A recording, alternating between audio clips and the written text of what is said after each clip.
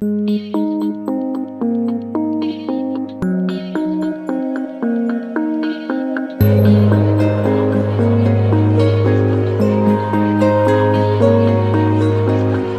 1970 to 1995, producer P.J. O'Connell chronicled the diverse lives and stories of rural Pennsylvania.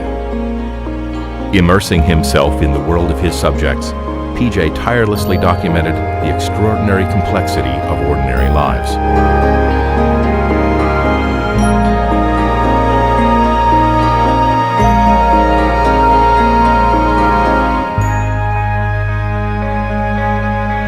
Now, from the archives of Penn State Public Broadcasting, we present the video-on-demand exclusive series, P.J. O'Connell's Pennsylvania Parade.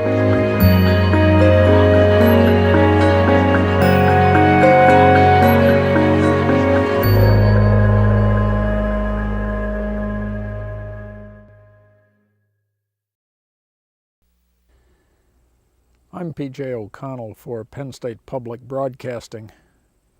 Near the beginning of the Pennsylvania Parade series, we presented a documentary look at an Appalachian family titled Visiting with Darlene. We've maintained our contacts with Darlene and her family over the past 25 years, and in this final episode of the Pennsylvania Parade, we'd like to bring you up to date on a generation of rural family history with the Darlene Chronicles.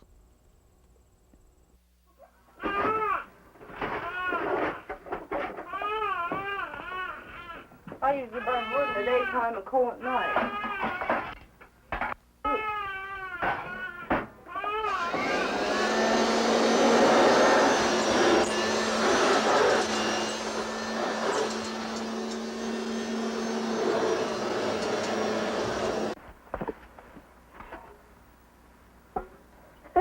Every time my husband comes down here, there's a thing in the bottom.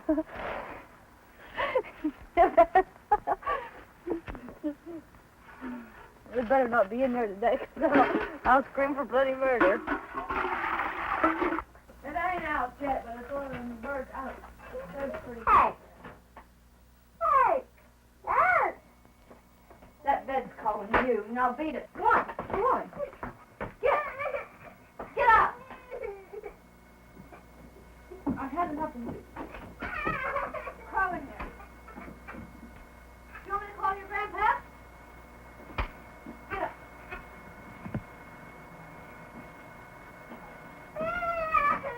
I don't see you out here again.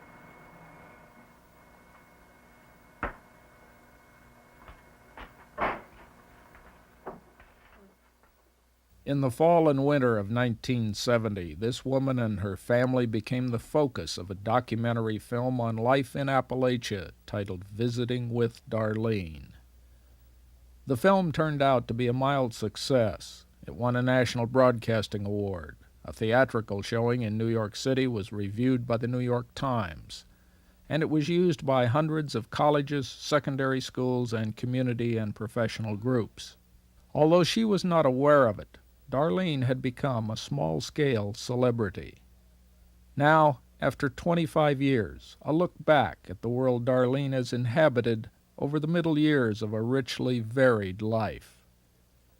The Darlene Chronicles is a public affairs production of Penn State Television. Well, I'm 28, and I've got 4 kids, and I'm also married. And I lived in Pittsburgh. I was born in a hospital, but I was raised in Pittsburgh.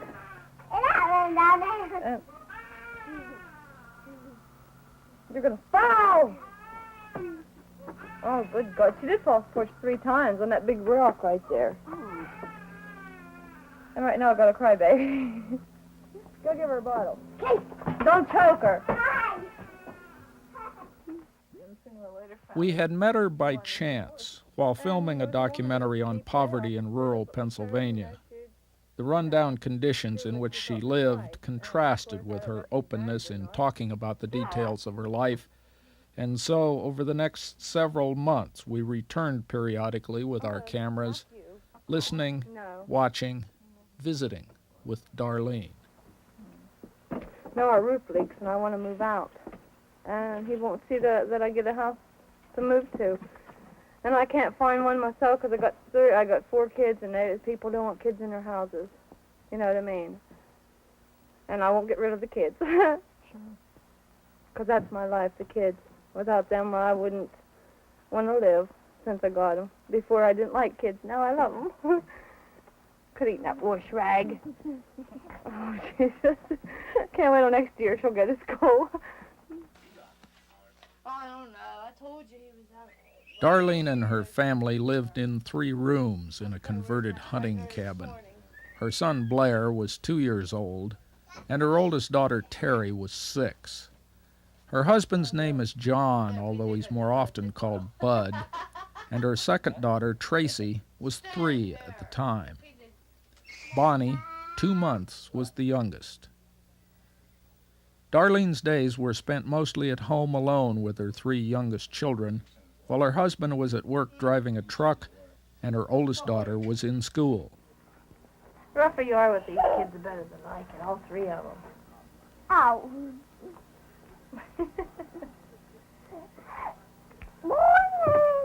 I believe you got your sister's socks on, Tracy. I do. Good for you. Helps keep your feet warm. Come on now. Where's John Bonnie in there? Where do most of your kids' clothes come from? Salvation Army.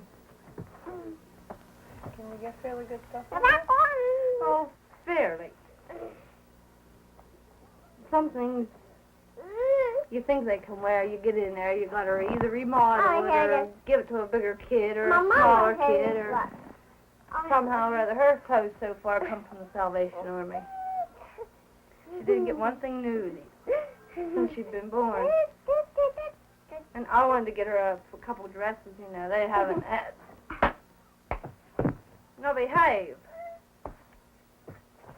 They haven't had any last time I was in there, you know, little dresses for babies. And they're expensive, almost $5 a piece. Oh, my God. I thought big dresses for school first graders was terrible. Get out of here. Well, sit down then. I got my food stamps. Great. I went into the bank and picked them up Monday. Made 2 trips in. I forgot them first time. And I was at the store. Everything on the bottom shelf there is what I got. How about that? What about that?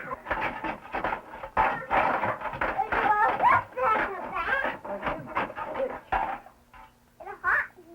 No, it's real cold. Go to bed.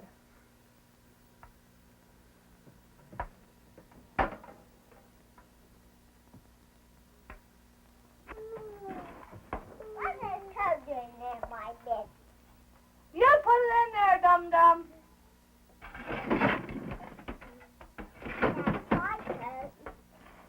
Put it up and get the hair in there.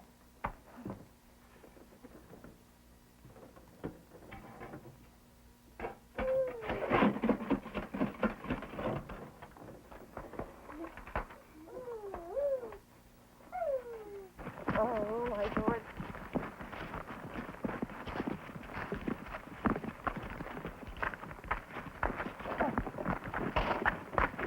There, I made it, but it didn't get wet that time.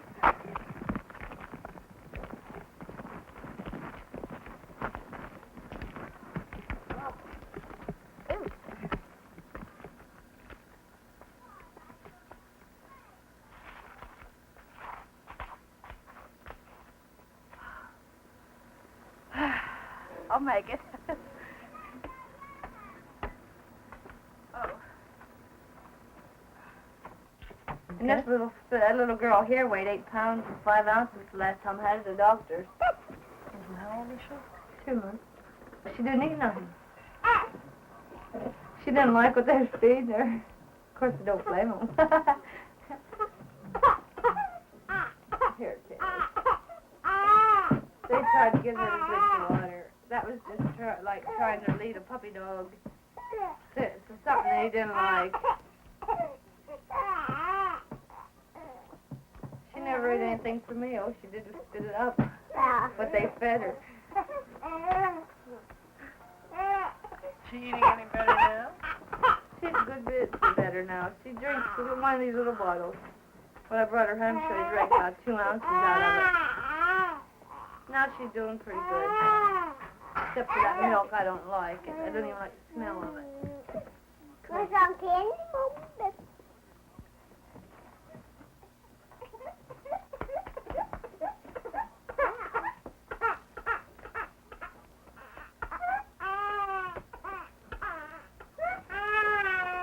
You don't mind. Get out of No, baby! Why no, baby? No, baby! No, baby! No, baby! Ah, get up! I mean, Mother, Hey,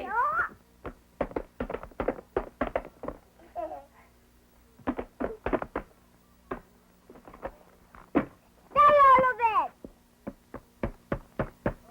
That one might have for my babysitter. Boy, you missed her. What, you're going to tell me in the face of that? Murder!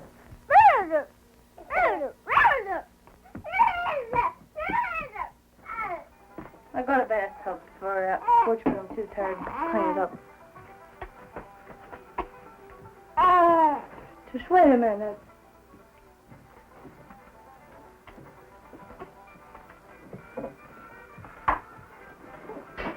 As our filming continued, a question occurred. Why was Darlene so open in allowing 2 strangers to record some of the most personal details of her life? How come you're so interested in what we do? We've frankly had a hard time getting people to talk to us about problems. You were willing to talk, so that's why we came out. Well, I suppose. If you was in my shoes, you'd be willing to talk to most anybody. Well, I don't know. Apparently some people don't. Well, maybe some people, I don't know, maybe they don't care. Maybe they care for nobody but themselves, you know what I mean? Yeah. Of course, I was kind of brought up in a kind of childhood that we loved each other when we had time to be together. But when one of us was sick, why, kind of broke up the gang. But we always cared what happened to one another. If one of the neighbor kids would get sick, we'd all go together and get her, you know, something to get well card or something. And, well, you know how it is. In my neighborhood, it was nothing but boys. There was a gang of boys. How about that? I thought that was what every young lady wanted. Not me. I hate men.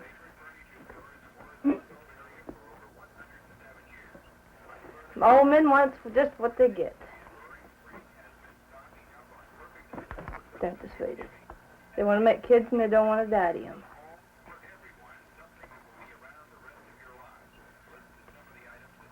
Of course, her daddy is alive, and he's willing to take care of her if I force him, but I'm not going to force him. Because it's his responsibility.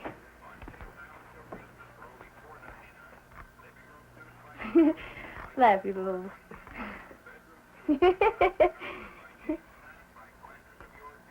Tickle in her belly and she's laughing.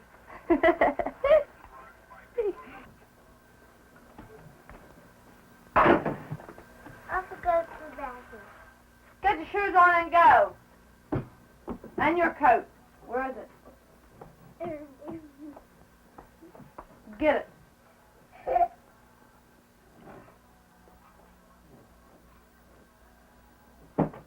Hurry up. Goodbye.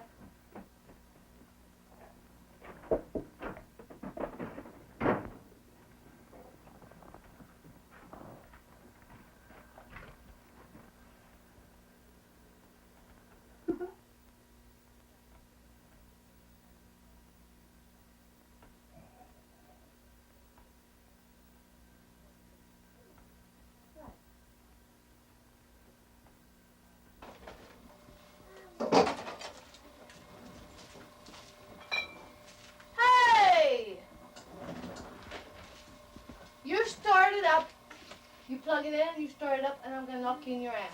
Good on, sit down. The butt after the sweep of the On the weekends and in the evenings, Darlene's husband, Bud, was home from work, and her oldest daughter, Terry, was home from school.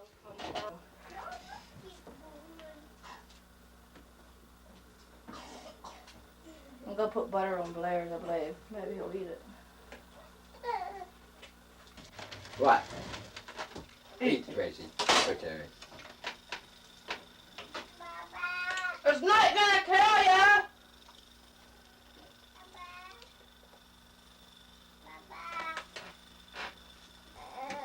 Get that dish ain't empty. Till time clock comes up. You're not going nowhere. You're going to sit in that high chair till it does get empty.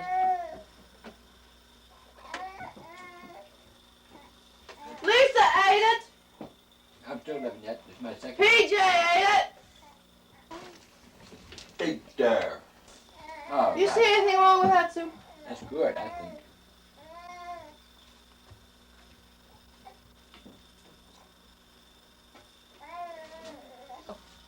Messed up my beautiful hair.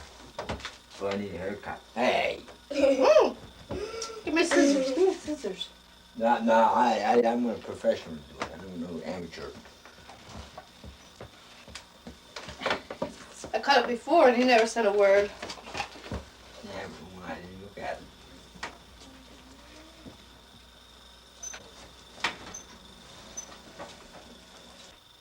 Who's coming? Nobody. Damn you, bud. I'm gonna knock you off that chair. Sure as hell don't want to have overalls on when stupid comes. Darlene's marriage was not entirely ordinary. It contained elements of romance, disappointment, intrigue, and perhaps danger. How old were you when you got married? How old? 20. How old did your husband live? 38. He was 38 when you got married. He said. Of course, I never believe it. I don't believe any man. Was your mother living when you got married? Mm-hmm. What did she think about the whole thing? She wanted me to forget a certain somebody. I didn't forget him. We still see each other occasionally. He likes my kids. He likes all 4 of them. But we can't live with them. That's out of the question. Because my so-called husband would be right there and he'd murder him.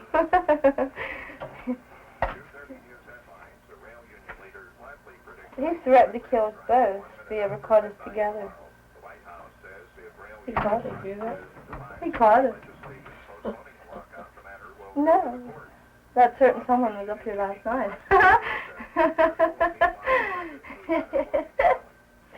When he comes, my husband goes to bed. How about that? He's a dum-dum. Watch your door. Watch your door. Listen. Listen. Listen. Say, come in. There, man. How are you? You cold bear. No, look at his measles. Look here. See a smile? Just saw you smile. Paul, a friend of Darlene's, was often present in her home. Paul was part of an unusual relationship between Darlene, her husband, and her children. Look at what that man did. No, B. Say B. Tracy, can you say your ABCs? Let's hear them. Let's hear them. Loud enough, I can't hear them. The father of 7 children in his own marriage, Paul had a very close friendship with Darlene before her marriage to Bud. And that friendship had continued, in spite of a certain level of tension between the 2 men. The Bud's no good, he's outside. What did you want? He got his butt up. What did you want? I don't like. We don't worry about what Dad likes. Huh?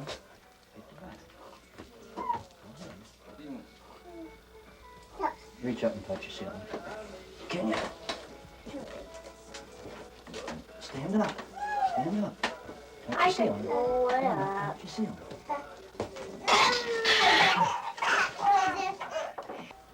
How does the truck go?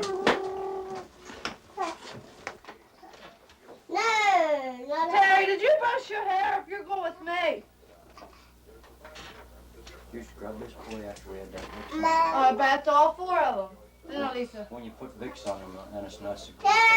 Wash your hair.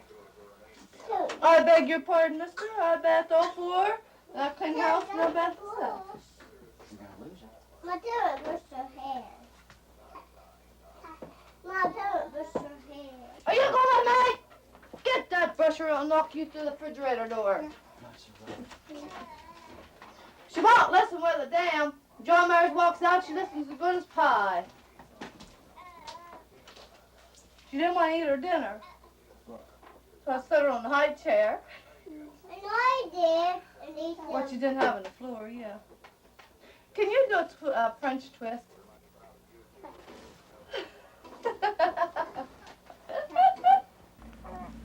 Yeah, you're growling because Mama covered up your face, aren't you? Mama, come. This was the only time Paul visited Darlene's home while we were filming. He had come to pick her up along with her children for a shopping trip to a nearby town. Move over. What's good in there? I'm glad I met you people. Well, we'll see you now. Bye.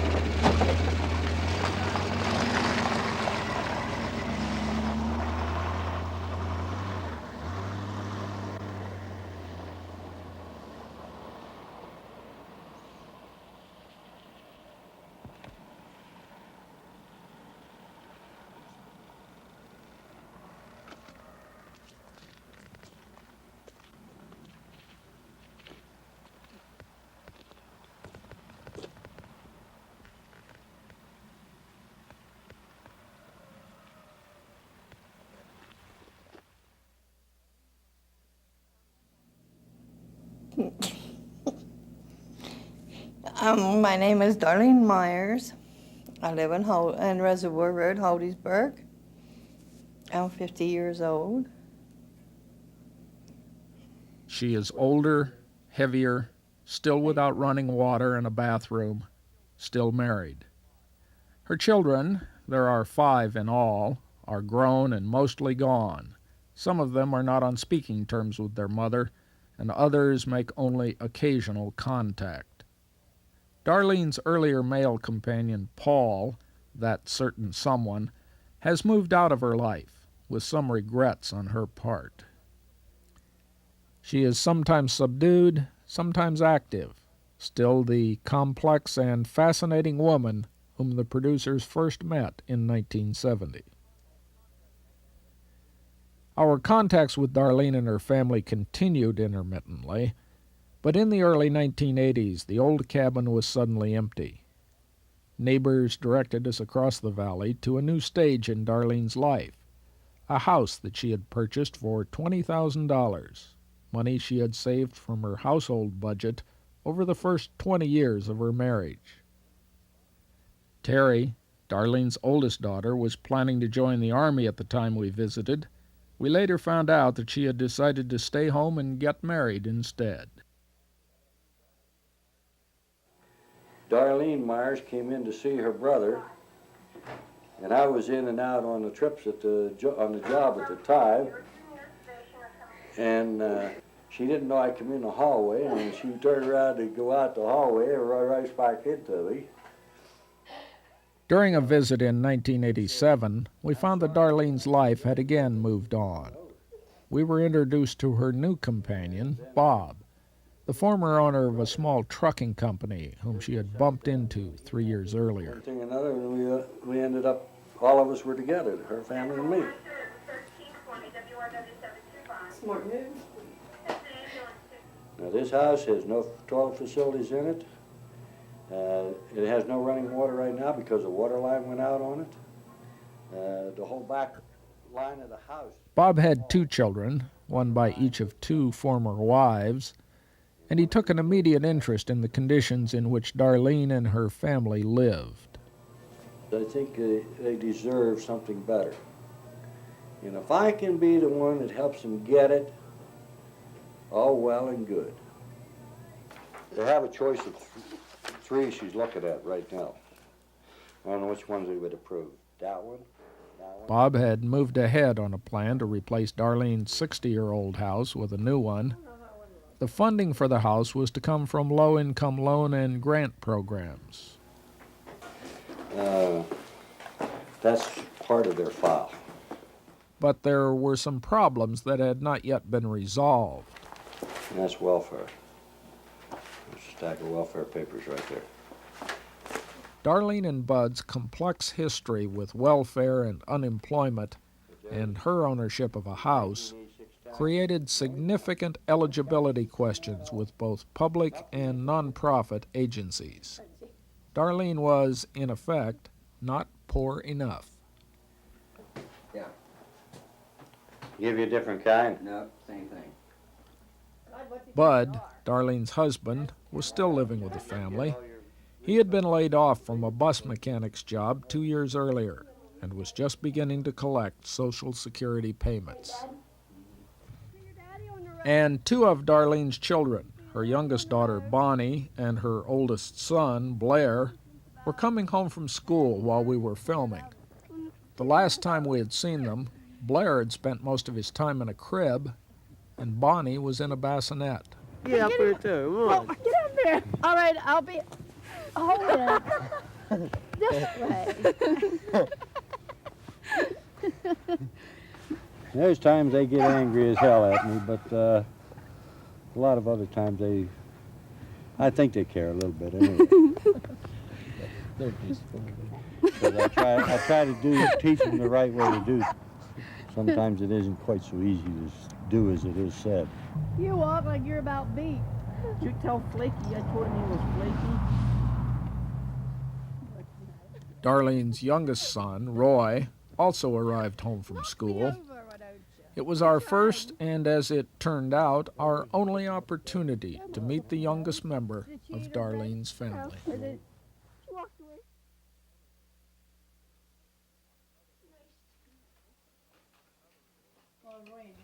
On another visit in 1988, Tracy, Darlene's second daughter, was at home. Hold it up in front of you, Tracy. Yeah, oh, that's really cute. Yeah, that's you. That is not me.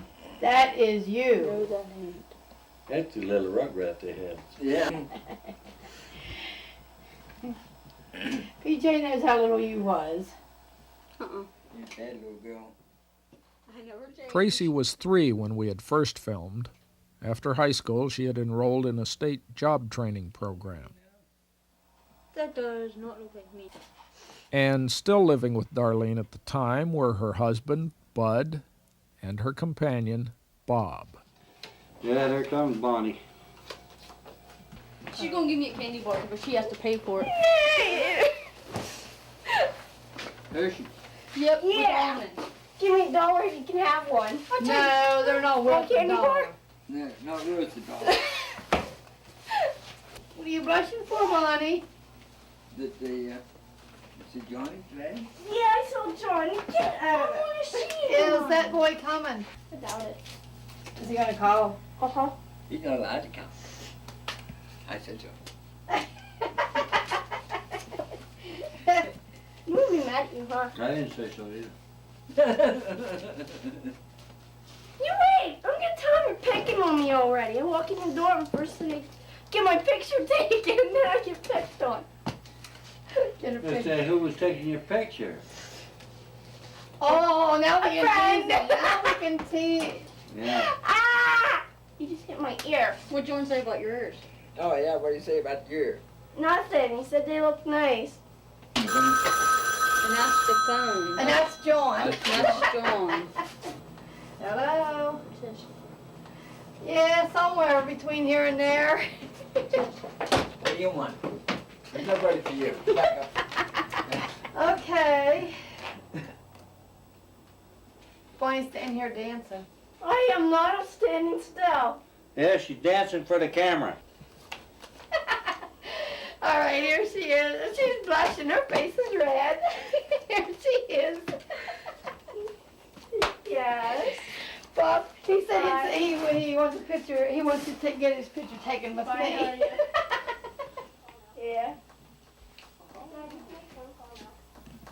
The way he's talking, him and Becky's gonna kind of get back together, and what the story is, they're gonna try and make Bill jealous. Only Bill's gonna get mad and say, "There, you can have her. I don't want her," and then he's gonna be stuck with Becky. And Bonnie's dumb enough to go with it, along with it. He plays footsies under the table. Darlene's interest in romance and intrigue had continued in the advice she gave to her daughters. Well, you're supposed to stand back and not even see this whenever he's making a pass at her. Uh-huh. She goes along with a lot of things, and she's so stupid, ain't I funny. know. Can't help it. You break up with him and then you go back with him, I'm gonna brain you. Bonnie dropped out of school a week before her graduation, the only one of Darlene's children not to finish high school. She left the area shortly after and has only occasional contact with her family. Taking my pills.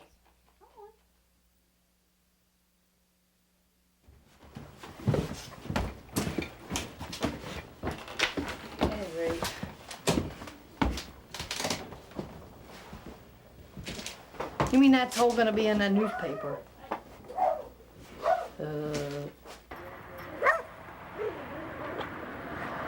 In 1990, Darlene and her family were still living without the customary household amenities.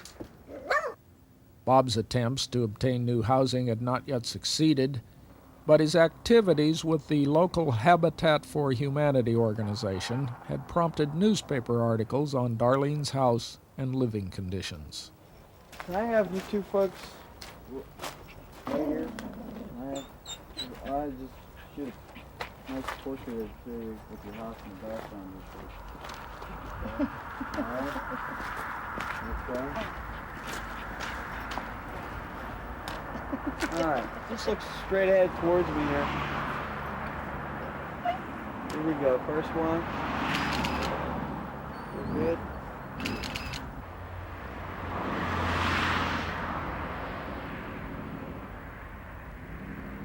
When they get the new house, they'll come back here and make some nice pictures of you and your husband in the brand new home. Well, Here we're real hoping. shortly. What I'm really hoping for is that it does some good for a lot more people. If we can get this Due in part to the fact that Darlene owned her home, the Habitat for Humanity organization chose another house for an improvement project, and Darlene's long wait for new housing continued.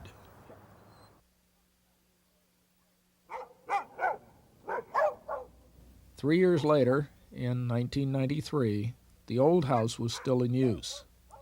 A foundation site had been leveled, but construction of a new home had not yet begun. In fact, to get it scrape and level up some more yet, dig ditches around the back of it before it's ready for a foundation in it. I'm only hoping. Living on dreams, I guess.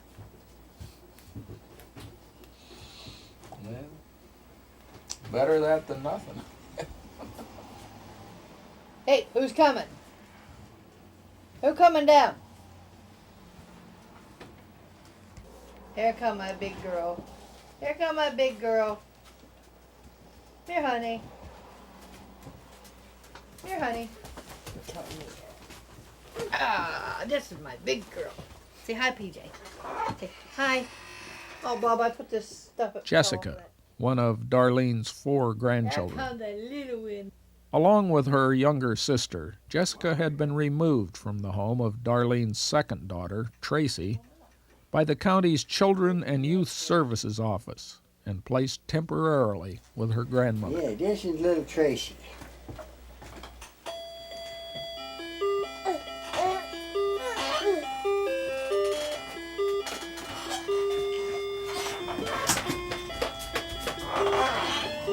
Grandpap. I see her. Where do you think you're going?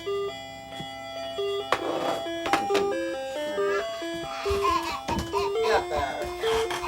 Jessica, get up.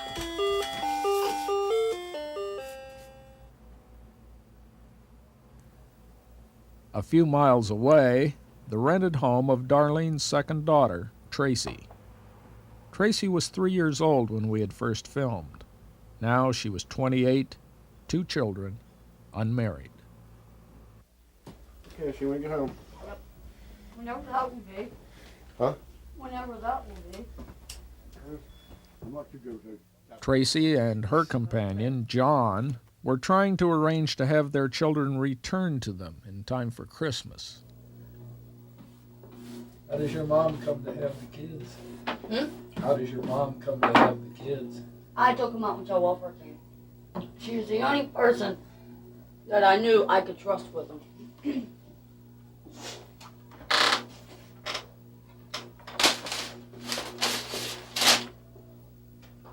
They coming back?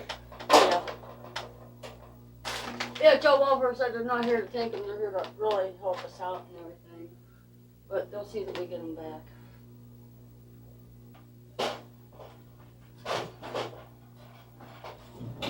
But this is mainly what I do all day. Clean my house. See what they were gonna do. She had told me yesterday. Tracy talked with us about a number of things beside her children's absence, including some information on her recent hospital stays. What were you in for if it's any of my business? Well, my first one, I had to get my foot operated on. My second one, I had to get my wrist operated on. The third one, I had my tubes tied. Excuse me. And I figured that's enough for me. I had my tubes cut, burnt, tied after I had the baby. Because at that point, I didn't really want to have another one. And now, I want to have another one and can't afford to get it done.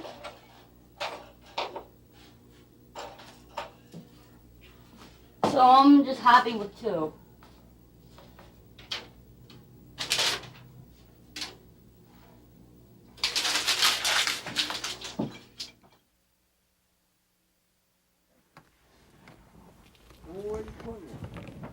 On a tree. That's better there. Need one more bow in there, Bob. I don't see that bare spot, whatever you call it. Hey, Tracy. 2 days before Christmas, and the granddaughters were still with their grandmother. Where's your Christmas tree? She's looking for it. Where's your Christmas tree? Tracy, you like Dutch Club? Oh, these little gals cost me some money, but I guess we got our pleasure out of them for it.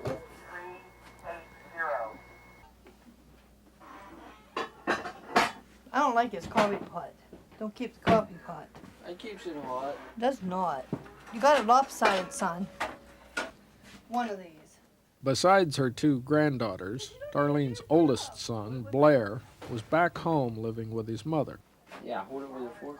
Just like that, so it don't slide all over the place, and you're gonna have the skill on the floor. Thank you.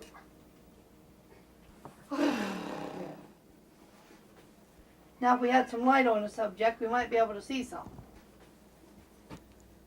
When a light switch failed in Darlene's house, the repair that was used required clipping 2 live wires together.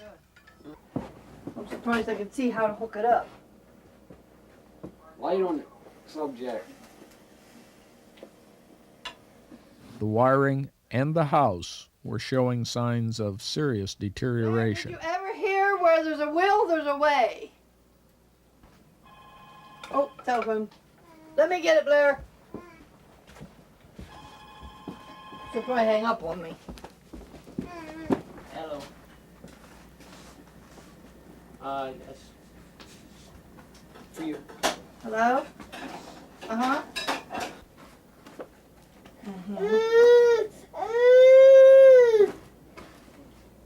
Did you hide them from me?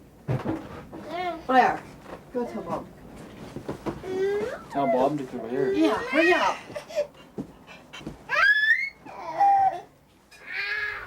Bob's movements were restricted as he was recovering from a hip replacement operation. Well, here, and then he'll explain it to me. I'm like Tracy. Bob has to explain everything to us when somebody tries to tell us something.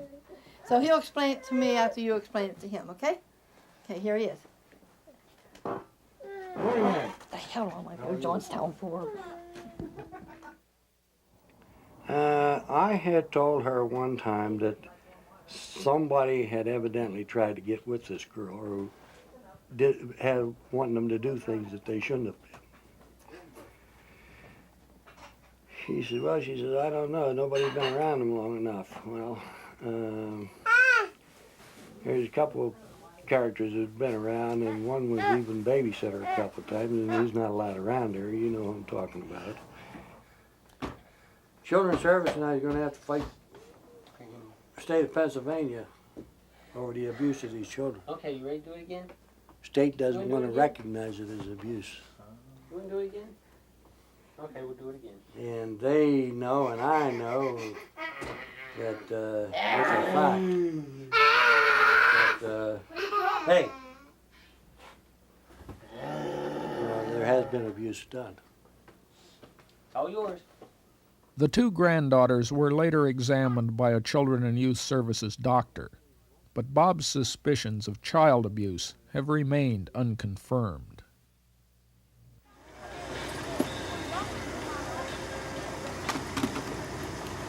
Later in the day, the girls were taken down to see their mother and father. You wake up so I can talk to you, damn it.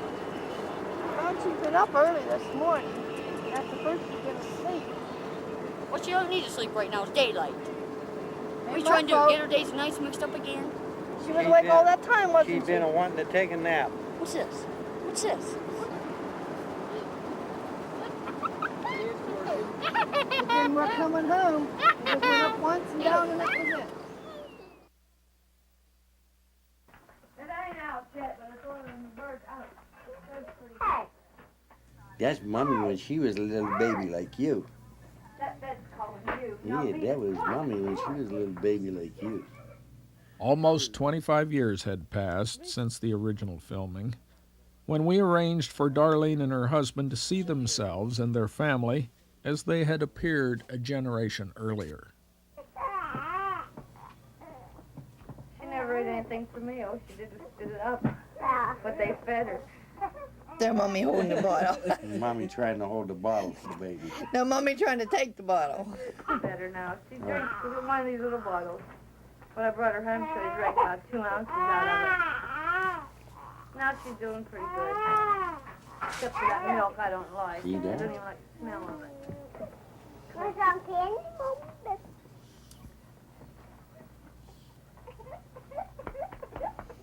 I don't remember laying the kids on their belly. I was always afraid of them suffocating. But Mommy got a slap.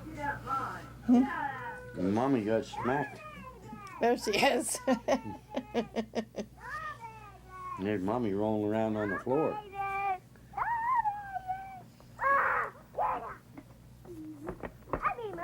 That's a doll baby, I think. Taking her frustration out of the doll baby.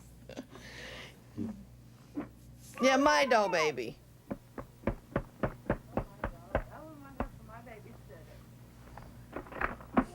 You missed her. That's right. You go see. You go see. We've shown 25 years with one Appalachian family in a way that hardly does justice to the richness and complexity of their lives. Perhaps we can at least fill in some of the gaps in the Darlene Chronicles. Well, I met Paul first, and he was already married. But he promised to get a divorce. We were going to take his 2 little girls and leave. But then I got scared and didn't. Then a couple months, well, after I graduated in '63, June 4th, Then I met Bud, June 4th. And then I married him in November of '63. And been with him ever since. 30 years.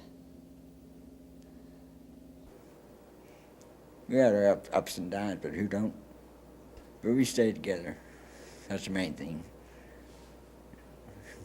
Kept the kids until they was old enough to leave home.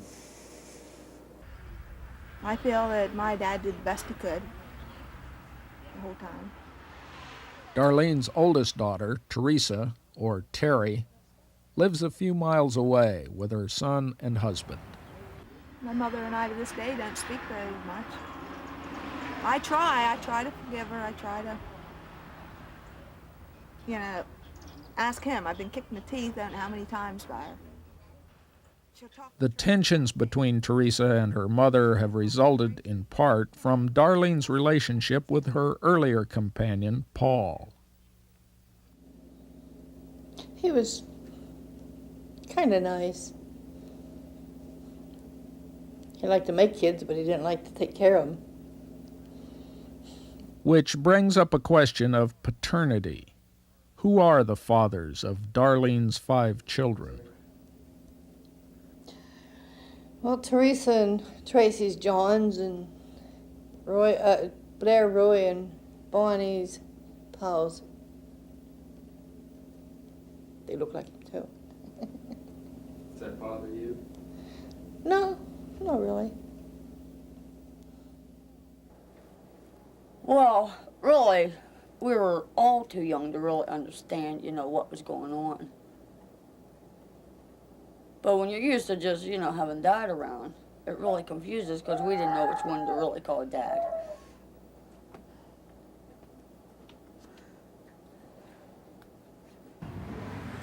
I think that she had a husband home and she didn't need to run around on him. And Paul, he wasn't the only one. There's numerous different guys up there.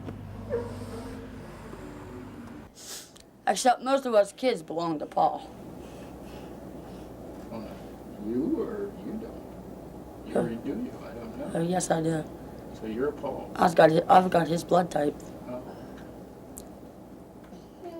That's something Mom won't really tell me the truth about. She told me I'm Dad, but she won't really tell me who I belong to because there for a while she kept telling me she didn't know whose daughter I really was.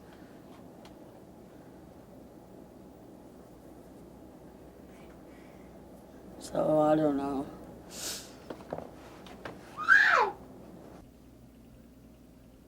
She come in to see her brother one day, and every time she turned around, she was running into me. I ran into Bob 3 times, almost knocked him down. And I don't know how it happened, but the next thing I know, we were all together, talking and that and carrying on, and I says, she started telling me about some of their problems, and I says, okay, I'll do what I can to help you. I'll help you the best I can. And when I come out and I seen the condition of their house, I says, you need a new house. So, I will see what I can do about getting a new house for you. Needless to say, I'm still trying to get a new house for them. Every place Tracy lived, at least they had a bathroom and they had water in the house. She did do that part good for herself that I never had. We never had a lot of money.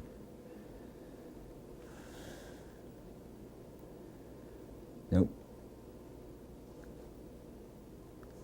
Wish we did have.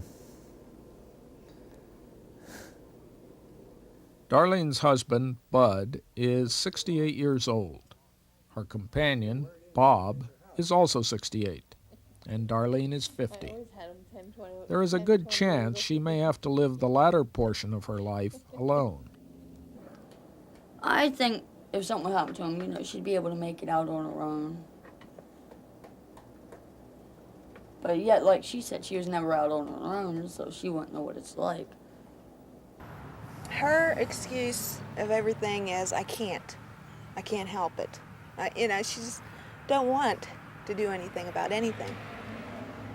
We said several times about, we told her years ago to throw Paul out. I can't. It's her house, why can't she?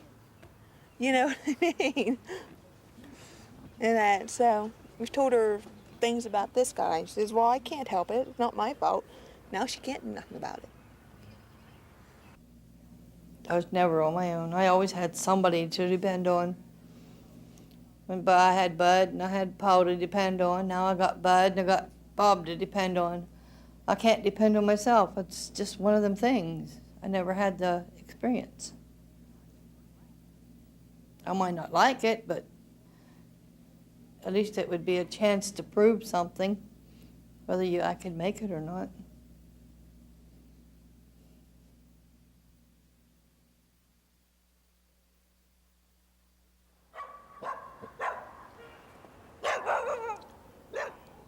Mid-February 1994, and Tracy's house was once again filled with familiar sounds.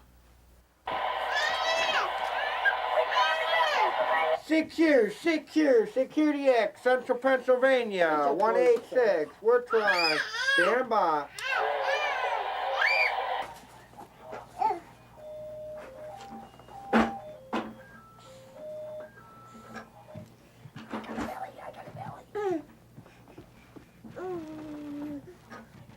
After almost 4 months, Tracy's daughters had returned home, leaving their grandmother without any children to care for. I told Tracy I wasn't going back.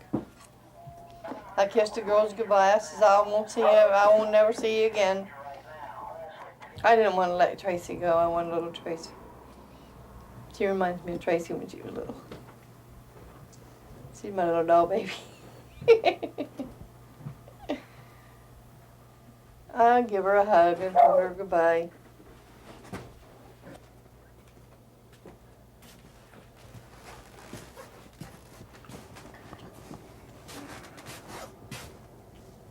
Oh, Bob wants a glass of water too. Yeah, I go to that. A gas of water. I'm all right. I ain't go to bed yet. I got home by what time? May 30. Yeah, I was going to go to the laundromat early this morning when I got off of work. And I spent that time with the girls instead of going to the laundromat. Because they would only sit in the van. After many years at home, Darlene had recently become employed, caring for an elderly woman with Alzheimer's disease.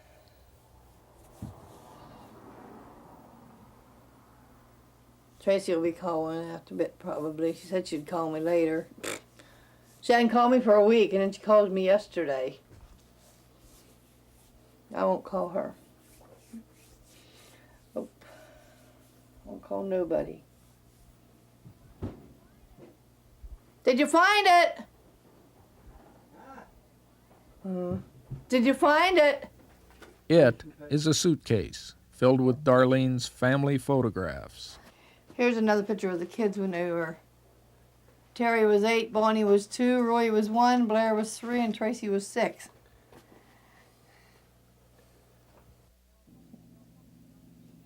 They don't talk to me. I don't know too much about her. Besides, she's married, she got a little boy, and supposed to be pregnant again. That's all I know about her. Oh, Tracy's trying to make a life for herself. If that guy she's living with would just get a job and help a little, she could make it better. She could get a better place than what she's got. Blair? Oh, he's his own guy. I don't know how to say it. He don't want to get a job. He says he does, but he doesn't. So, what else is there to say about it? I don't know anything about Bonnie. She lives in Texas, and I haven't heard from her. She used to write to me, but she don't write to me no more. She don't call me no more. How about Roy? He's in Vermont. He only called me twice to raise heck. He never went to, he was never on time. He was always drunk.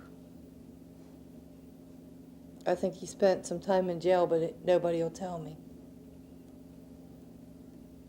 They don't think I love them, but I do. That was my life. My kids was my life. Now they're gone, and I don't have a life.